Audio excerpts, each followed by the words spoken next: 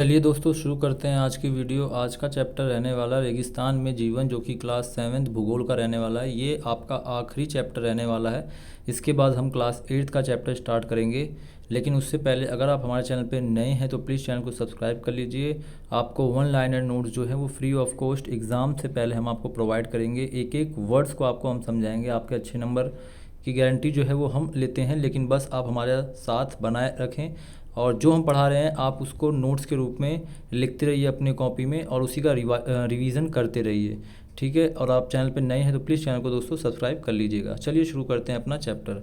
यहाँ देखिए अध्याय 5 में हम पढ़ चुके हैं कि पेड़ पौधे, पशु एवं मनुष्य के लिए जल ही जीवन है, क्योंकि पीने के लिए जल न हो, मवेशियों को चराने के लिए घास न हो और फसलों को उगाने के लिए जल न हो, ऐसे स्थान पर किसी भी जीवन को जीने के लिए कठिनाई होगी। अब हम विश्व के कई सारे स्थानों के बारे में पढ़ेंगे जहाँ जो लोग हैं वो ज़्यादा से ज़्यादा कष्टकारी तापमान में भी जीना सीख चुके हैं। इनमें से कुछ स्थान आग की तरह गर्म है तो कुछ बर्फ़ की तरह ठंडे। विश्व के रेगिस्तानी क्षेत्र, इन क्षेत्रों में कम वर्षा, विरल वनस्पति एवं चरम तापमान होता है, यानी काफ़ी अधिक रूप से गर्मी देखने को मिलती है। तापमान के आधार पर रेगिस्तान गर्म या ठंडे हो सकते हैं। तो टेम्परेचर के अकॉर्डिंग जो रेगिस्तान है वो आपका गर्म एवं ठंडे हो सकते हैं। इन स्थानों में जहाँ कहीं भी थोड़ा बहुत जल उपलब्ध होता है, लोग वहाँ कृषि करने के लिए बस जाते हैं। जैसा आपको पता है कि थार मरुस्थल जो है वो गर्म है, लेकिन आपने देखा होगा लद्दाख का जो इलाका है वो ठंडा है, ठीक है। यहाँ पे देखिए शब्दावली के अंदर कुछ इंपॉर्टेंट चीज़ें दिखाई गई है। रेगिस्तान एक शुष्क प्रदेश है जिसकी विशेषता अत्यधिक उच्च अथवा निम्न ताप एवं विरल वनस्पति है। तो ये रेगिस्तान की कुछ विशेषताएं हैं, ये आप याद कर लीजिएगा।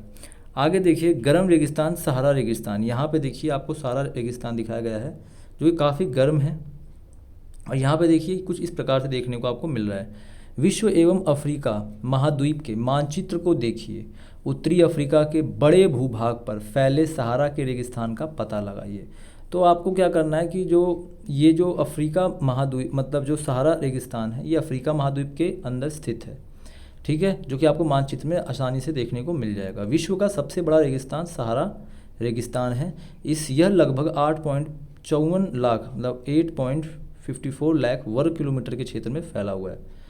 क्या आपको याद है कि भारत का क्षेत्रफल कितना है? तो भारत का जो क्षेत्रफल है 32.8 लाख वर्ग किलोमीटर है, ठीक है, लगभग एक चौथाई मान के चलें। सहारा रेगिस्तान 11 देशों से घिरा हुआ है। तो सहारा रेगिस्तान 11 देशों से घिरा हुआ है। ये देश इंपॉर्टेंट हैं, जैसे कि आपका अल्जीरिया है, चाड है, मिस्र है, लीबिया है, माली है, मॉरिटानिया है, मोरक्को है, नाइजर, सूडान, ट्यूनीशिया एवं पश्चिम सहारा। ये आपको याद रखना है, ठीक है, ये इंपॉर्टेंट है। आगे देखिए, और याद रखना है कि कितने वर्ग किलोमीटर में फैला हुआ है सहारा रेगिस्तान। तो 8.54 लाख वर्ग किलोमीटर में। यहाँ देखिए रेगिस्तान के बारे में सोचते समय आपके दिमाग में तुरंत ही रेत का दृश्य उभरता होगा, क्योंकि हम सोचते ही हैं कि रेगिस्तान में बहुत से ज़्यादा हमें रेत देखने को मिलते हैं, परंतु सहारा मरुस्थल बालू का विशाल परतों से ढका हुआ है। लेकिन जो सहारा मरुस्थल है उसके अंदर बालू के विशाल परतें देखने को मिलेंगी, वरना वहीं बजरी के मैदान, नग्न चट्टानी सतह वाले उत्थित पठार भी पाए जाते हैं। मतलब उठे हुए पहाड़, आपको बड़े बड़े से पहाड़ चट्टान देखने को मिलते हैं, वो मैदान टाइप में आपको देखने को मिलेगा। ये चट्टानें सतह कुछ स्थान से लगभग 2500 मीटर से भी अधिक ऊंची हैं। तो जो चट्टानें हैं ये काफ़ी ऊंची, जैसे कि आप इस फिगर में देख सकते हैं इस प्रकार से, ठीक है, ये जो आपको देखने को मिल रही है, तो इस तरीके से कुछ देखने को मिलती हैं। आगे देखिए, ये रहा आपका सहारा रेगिस्तान। ये जो अफ्रीका महाद्वीप है इसके अंदर देखिए सहारा रेगिस्तान लगभग 1/5 के आसपास में यहाँ पे फैला हुआ है। तो ये आपको दिख सकते हैं और ये आपके देश हैं जो इसको कवर करते हैं। यहाँ देखिए आपको ये जानकर आश्चर्य हुआ कि आज का जो सहारा रेगिस्तान है ये समय से पहले हरा भरा मैदान था, यानी समय से पूर्णतः आज काफ़ी साल पहले ये हरा भरा हुआ करता था। सहारा की गुफाओं से कुछ चित्रों से ये चीज़ें प्राप्त हुई हैं और ज्ञात भी हुआ है कि सहारा पहले हरा भरा हुआ करता था। नदियाँ तथा मगर पाए जाते थे यहाँ पे। हाथी, शेर, जिराफ, शुतुरमुर्ग, भेड़, पशु, बकरियाँ सामान्य जानवर थे, परंतु यहाँ के जलवायु परिवर्तन ने इसे बहुत गर्म व शुष्क प्रदेश में बदल दिया। तो परिवर्तन यानी कि जलवायु में परिवर्तन के साथ साथ यहाँ का जो आकृति है उसे भी क्या कर दिया, बदल दिया, ठीक है, जिसके कारण आज यहाँ पे शुष्क और गर्म मौसम देखने को मिलता है। आगे देखिए, क्या आप जानते हैं सहारा के अल्जीरिया क्षेत्र में जो त्रिपोली लीबिया के दक्षिणी भाग में स्थित, यहाँ का सबसे अधिक तापमान 57.7 सेल्सियस दर्ज किया गया। तो 57.7 डिग्री सेल्सियस दर्ज किया गया 90 22 में। आज के टाइम पे ये काफ़ी ज़्यादा देखने को मिलता है और भी ज़्यादा ये बढ़ा है, ठीक है। ये तो काफ़ी साल पुराना है लेकिन अभी के दौरान ये काफ़ी ज़्यादा देखने को मिल रहा है। जलवायु, सहारा रेगिस्तान की जलवायु ज़्यादातर गर्म एवं शुष्क है। यहाँ पे वर्षा ऋतु अल्पकाल के लिए होती है, यानी बहुत कम समय के लिए इसमें यहाँ पर वर्षा ऋतु आपको देखने को मिलेगी। यहाँ आकाश बादल रहित निर्मल होता है। यहाँ नमी संचयन होने की अपेक्षा तेज़ी से वाष्पित हो जाती है, बहुत तेज़ी से यहाँ पे वाष्पीकरण होता है। दिन अविश्वसनीय रूप से गर्म होता है, काफ़ी ज़्यादा गर्म देखने को मिलता है। दिन के समय तापमान जो होता है वो 50 डिग्री सेल्सियस से ऊपर पहुँच जाता है, 55, 60 और 62, 63 ऐसे पहुँचने को आपको देखने को मिलता है वहाँ पे, जिससे रेत एवं नग्न चट्टानें अत्यधिक गर्म हो जाती हैं। इससे ताप का विकीर्ण होने से चारों तरफ सब कुछ गर्म हो जाता है, यानी कि खौलने लगता है, बिल्कुल उबले हुए पानी जैसा। इतना ज़्यादा गर्मी वहाँ पे देखने को मिलती है। रातें जो हैं वो ज़्यादा से ज़्यादा ठंडी होती हैं और तापमान गिरकर हिमांक बिंदु लगभग 0 डिग्री सेल्सियस तक पहुँच जाता है, तो इतना नीचे वो देखने को मिलता है। वनस्पति एवं प्राणी जाति को, सहारा रेगिस्तान की वनस्पति में कैक्टस, खजूर के पेड़, एकेशिया पाए जाते हैं। यहाँ कुछ स्थानों पर मरुध्यान, खजूर के पेड़ों से घिरे हरित द्वीप पाए जाते हैं। तो ये आप याद रखिएगा कि रेगिस्तान, वहाँ पर जो आपका सहारा रेगिस्तान है इसके अंदर वनस्पतियों में कैक्टस, खजूर पेड़, एक्सिया पाए जाते हैं। यहाँ कुछ स्थानों पर मरुध्यान, खजूर के पेड़ से हरित द्वीप पाए जाते हैं, तो घिरे हुए हरित द्वीप भी कहीं कहीं यहाँ पे देखने को मिलते हैं। आगे देखिए, ऊंट, लकड़बग्घा, सियार, लोमड़ी, बिच्छू, सांप की विभिन्न जातियां एवं छिपकलियां यहाँ के प्रमुख जीव है। तो कहाँ के? सहारा रेगिस्तान के। तो ये काफ़ी इंपॉर्टेंट है, आप इसको पढ़ते जाइएगा, इसका नोट्स तैयार कर लीजिएगा, इंपॉर्टेंट है, कई क्वेश्चन आपको देखने को मिलते हैं। आगे देखिए, सहारा रेगिस्तान का ये है मरुद्यान, देखो हरे हरे थोड़े बहुत पेड़ पौधे यहाँ पे आपको नॉर्मल से देखने को मिल जाएंगे। आगे देखिए, लोग, सहारा रेगिस्तान की जो कष्टकारी जलवायु में भी बहुत से समुदाय के लोग निवास करते हैं, मतलब इतनी गर्म इलाके में भी बहुत सारे लोग यहाँ पे निवास करते हैं, जो कि भिन्न भिन्न क्रियाकलाप में भाग लेते हैं, काम करते हैं। इनमें बेदुइन एवं तुआरेग भी शामिल हैं। तो कौन कौन से लोग हैं? देखो यहाँ पे बेदुइन एवं तुआरेग भी शामिल हैं। चलवासी जनजाति वाले ये लोग बकरी, भेड़, ऊँट एवं घोड़े जैसे पशुधन को पालते हैं। इन पशुओं से इन लोगों को दूध मिलता है। तो ये जो भेड़, बकरी, ऊँट, घोड़े हैं, इनसे वहाँ के लोगों को क्या मिलता है? दूध मिलता है। इनकी खाल से ये पेटी, जूते, पानी की बोतल बनाने के लिए चमड़ा प्राप्त करते हैं, कुछ चमड़े से चीज़ें बनती हैं, तथा पशुओं के बालों का उपयोग चटाई, कालीन, कपड़े एवं कंबल बनाने के लिए होते हैं। आप लोगों ने देखा होगा कि धूल भरी आंधियों एवं गर्म वायु से बचने के लिए ये लोग भारी वस्तु पहनते हैं, मतलब भारी वस्तुएं इसलिए पहनते हैं ताकि धूल भरी आंधी, गर्मी, इन सब से बचा जा सके, ठीक है। तो ये चमड़े का ही वस्त्र बना के ही पहनते हैं ये, ठीक है, और ये ऊनी भी होते हैं। आगे देखिए, सहारा में मरुद्यान एवं मिस्र में नील घाटी लोगों को निवास में मदद करती है। तो नील नदी भी सहारा रेगिस्तान से ही होते हुए जाती है, आपने देखा होगा। यहाँ जल की उपलब्धता होने से लोग खजूर के पेड़ उगाते हैं। तो खजूर का जो पेड़ है वो यहाँ पे जो नील नदी है वहाँ पर देखने को मिलता है। यहाँ चावल, गेहूँ, जौ एवं सेम जैसे फसलें भी उगाई जाती हैं। मिस्र में उगाने जाने वाली कपास पूरे विश्व में प्रसिद्ध है। तो ये चीज़ आपको याद रखना है कि जो मिस्र की जो उगाई जाने वाली जो कपास की जो खेती है वो विश्व में प्रसिद्ध है। और ये सहारा में लोग गेहूं, जौ, सेम जैसी फसलें भी उगाते हैं, जिसमें चावल भी एक आता है। और खजूर का पेड़ वहाँ पे ज़्यादातर देखने को मिलते हैं। तेल की खोज संपूर्ण विश्व में ज़्यादातर मांग वाले हैं। इस उत्पादन अल्जीरिया, लीबिया एवं मिस्र में होने के कारण सहारा रेगिस्तान में तेज़ी से परिवर्तन हो रहा है। देखिए, अन्य महत्वपूर्ण खनिजों में जैसे लोहा है, फास्फोरस है, मैग्नीज है एवं यूरेनियम सम्मिलित है। तो आपको याद रखना है कि सहारा में आपको लोहा भी मिलता है, फास्फोरस, मैग्नीज एवं यूरेनियम भी वहाँ से प्राप्त होता है। सहारा की जो संस्कृतियाँ हैं, जीवन शैली, उनमें भी परिवर्तन आ रहा है। धीरे धीरे लोगों में परिवर्तन आ रहा है, संस्कृतियों में बदलाव आ रहा है। आज यह मस्जिदों से ऊंचे कांच की खिड़कियों वाले भवन तक ऊँटों के प्राचीन मार्ग के स्थान पर सुपर मार्ग बन गए हैं। मतलब पहले ये सब चीज़ें हुआ करती थी, पहले लोग छोटे छोटे घर बनाते थे, लेकिन आज बड़ी बड़ी इमारतें बन गई हैं। पहले ऊँटों से लोग चलते थे, लेकिन अब बड़े बड़े सड़कें बन चुकी हैं, जिससे लोग गाड़ी वगैरह से अब सफ़र करते हैं। नमक के व्यापार में ऊँटों का स्थान ट्रक ले रहे हैं। अब पहले नमक की जो ढुलाई थी वो ऊँट वगैरह रेगिस्तान में करते थे, लेकिन अब ट्रक उसका काम करते हैं। तुआरेग लोग विदेशी पर्यटकों के लिए मार्गदर्शकों का काम कर रहे हैं। अब देखो, मैंने बताया तुआरेग, तो ये वहाँ की एक जनजाति थी। ठीक है, तुआरेग। तो ये लोग क्या कर रहे हैं, वहाँ के लोगों के लिए मार्गदर्शन का काम करते हैं। जैसे लोग घूमने आते हैं तो उसको सब बातें बताते हैं, टूरिस्ट गाइड का काम करते हैं।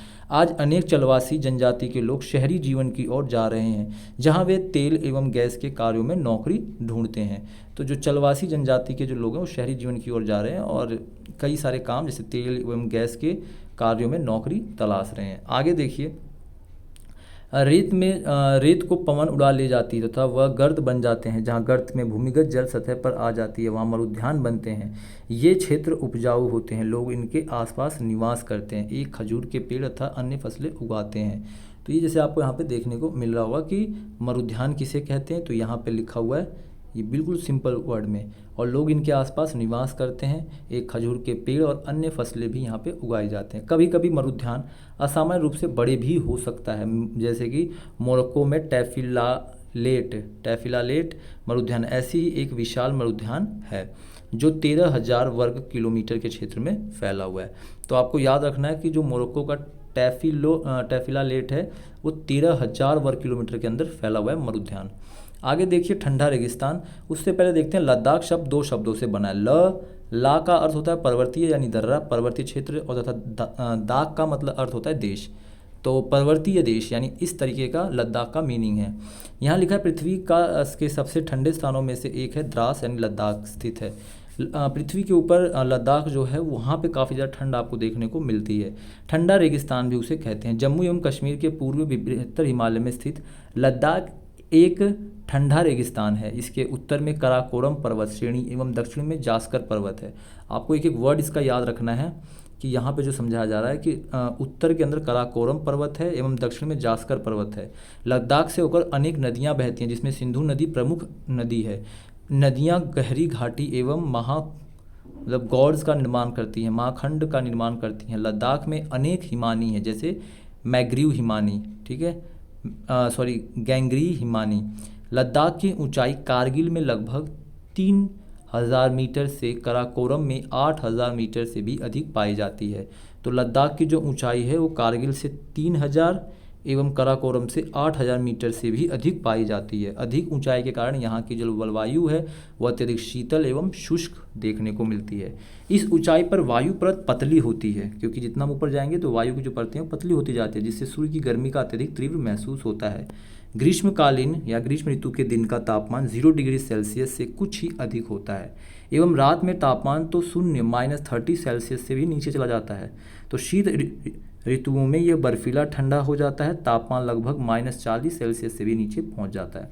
तो जैसा आपको दिखाया है कि जो टेम्परेचर है ग्रीष्म के दौरान वहाँ पे 0 से कुछ डिग्री ही अधिक होता है, लेकिन ठंड के और रात के समय पे -30। लेकिन जो ठंड का जब शीत ऋतु जब स्टार्ट होती है तो बर्फीला पहाड़ बन जाता है और ये -40 डिग्री से नीचे ही रहता है यहाँ का टेम्परेचर। हिमालय की वृष्ट छाया क्षेत्र में स्थित है, अतः यहाँ वर्षा बहुत ही कम होती है। तो वर्षा यहाँ पे बहुत कम देखने को मिलती है। जैसा कि आपको यहाँ पे देख रहे होंगे, ये आपका जम्मू कश्मीर है, ये आपका पूरा लद्दाख का इलाका, देखिए ये वाला, ठीक है, ये आपका पूरा लद्दाख का इलाका है। इस तरीके से आपको दिखाया गया है। आगे देखिए, मुश्किल से मुश्किल 10 सेंटीमीटर प्रति वर्ष यहाँ पे वर्षा देखने को मिलती है। इस क्षेत्र में बर्फीली हवाएं एवं तेज चलने वाले सूर्य ताप का अनुभव करते हैं। जानकर आपको आश्चर्य होगा कि यदि आप सूर्य की धूप में इस तरफ बैठें कि आप पैर छाया में हो तो आप एक साथ एक समय पर उष्माघात एवं तुषार उपघात से ग्रसित हो सकते हैं। ठीक है, इस तरीके के हमें नुकसान पहुंच सकता है। आगे देखिए, लद्दाख को खा पा चान भी कहते हैं, जिसका अर्थ होता है हिम भूमि। पेपर के लिए बहुत ज़्यादा इम्पोर्टेंट है कि खा पा चान का मतलब क्या होता है, तो हिम भूमि, याद रखना आप ये। आगे, वनस्पति एवं प्राणी जात, यह उच्च शुष्कता के कारण वनस्पति विरल होती है। यहाँ पे आई ऊपर मतलब होता है, तो यहाँ पे जो वनस्पति वो विरल होती है। यहाँ के जानवरों को चरने के लिए कहीं कहीं पर ही घास एवं छोटी झाड़ियाँ मिलती हैं। घाटी में सरपत एवं पापलर के उपवन देखे जा सकते हैं। ग्रीष्म ऋतु में सेब, खुबानी एवं अखरोट जैसे पेड़ पल्लवित होते हैं। लद्दाख में पक्षियों की विभिन्न प्रजातियां नज़र आती हैं। तो यहाँ पे देख सकते हैं कि ग्रीष्म ऋतु में यहाँ पे सेब, खुबानी और अखरोट जैसे जो फल फ्रूट होते हैं वो सब देखने को आपको मिलते हैं। लद्दाख में पक्षियाँ होती हैं, उनकी विभिन्न प्रजातियाँ नज़र आती हैं, जिनमें आपका रॉबिन है, रेड स्टार्ट है, तिब्बती स्नोकैक, रेवन एवं हूप यहाँ पाए जाने वाले सामान्य पक्षी हैं। इनमें से कुछ प्रवासी पक्षी हैं जो लद्दाख के पशुओं में जंगली बकरी, जंगली भेड़, याक एवं विशेष प्रकार के कुत्ते आदि पाए जाते हैं। तो याद रखिएगा, लद्दाख के जो पशुओं में जंगली बकरी आती है, भेड़, याक और विशेष प्रकार के कुत्ते भी आते हैं। इन पशुओं को दूध, मांस एवं खाल प्राप्त करने के लिए पाला जाता है, तो इनका जो उपयोग है वो इस काम के लिए देखा जाता है। याक के दूध का उपयोग पनीर एवं मक्खन बनाने के लिए होता है। भेड़ एवं बकरी के बालों का उपयोग ऊनी वस्त्रों को बनाने के लिए किया जाता है। तो ये आपको याद रखना है कि भेड़ बकरी किस लिए पालते हैं और आपका याक किस लिए पाला जाता है और कुत्ता वगैरह किस लिए पाला जाता है। यहाँ पे एक एक वर्ड समझाया गया, इंपॉर्टेंट है, एक बार देख लीजिएगा। चीरू या तिब्बती एंटीलोप एक विलुप्त प्राय जीव है। ठीक है, चीरू या तिब्बती एंटीलोप जो है एक विलुप्त प्राय जीव है। इसका शिकार शहतूश नामक इसके ऊन के लिए होता है। तो शहतूश नामक ऊन के लिए इसका इस्तेमाल किया जाता है। और ये जो एक विलुप्त प्रजाति का एक हो चुका है जीव है जो वजन में हल्का एवं अत्यधिक गर्म होता है। तो हल्का और गर्म होने के कारण इसका डिमांड जो है वो अत्यधिक देखने को मिलती है। यहाँ देखिए, क्रिकेट का सबसे अच्छा बल्ला शरपत के पेड़ व लकड़ी से बनाया जाता है। तो याद रखिएगा, शरपत का जो पेड़ व लकड़ी होती है उससे क्रिकेट का बल्ला बनाया जाता है। यहाँ के लोग जैसा कि आपको पता है कि तिब्बत और लद्दाख तथा मध्य एशिया के निवासियों के बीच कोई समानता पाते हैं। यहाँ के ज़्यादातर लोग मुसलमान हैं एवं बुद्ध। वास्तव में लद्दाख क्षेत्र में अनेक बौद्ध मठ एवं परंपरागत गोम्पा के साथ स्थित है। ये चीज़ याद रखिएगा आप कि यहाँ पे ज़्यादातर लोग मुसलमान एवं बुद्ध हैं और लद्दाख के क्षेत्र में अनेक बौद्ध मठ एवं परंपरागत गोम्पा के साथ स्थित है। कुछ प्रसिद्ध मठ जैसे कि हैमिस, थिक्से, शे एवं लामा युरू। ग्रीष्म ऋतु में यहाँ के निवासी जौ, आलू, मटर, सेम, सलजम की खेती करते हैं।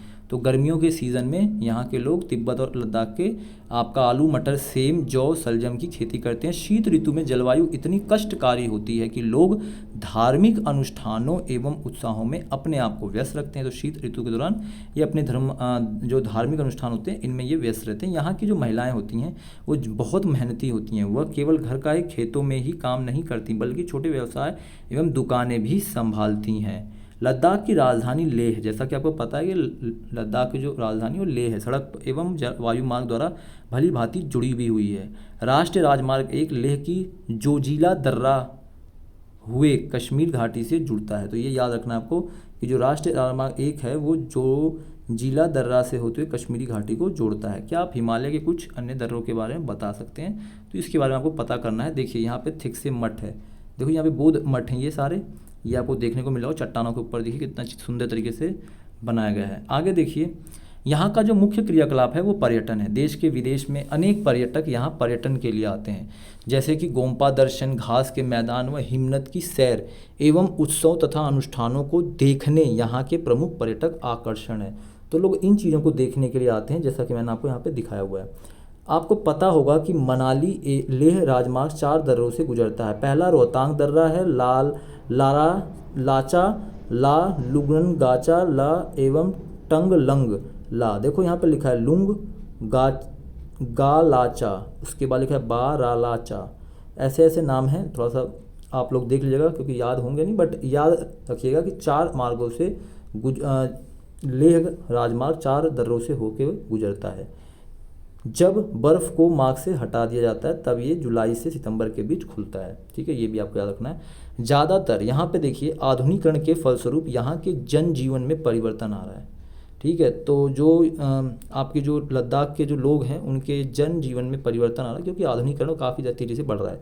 लद्दाख के लोगों ने शताब्दियों से प्रकृति के साथ बहुत अच्छा संतुलन बना के रखा है।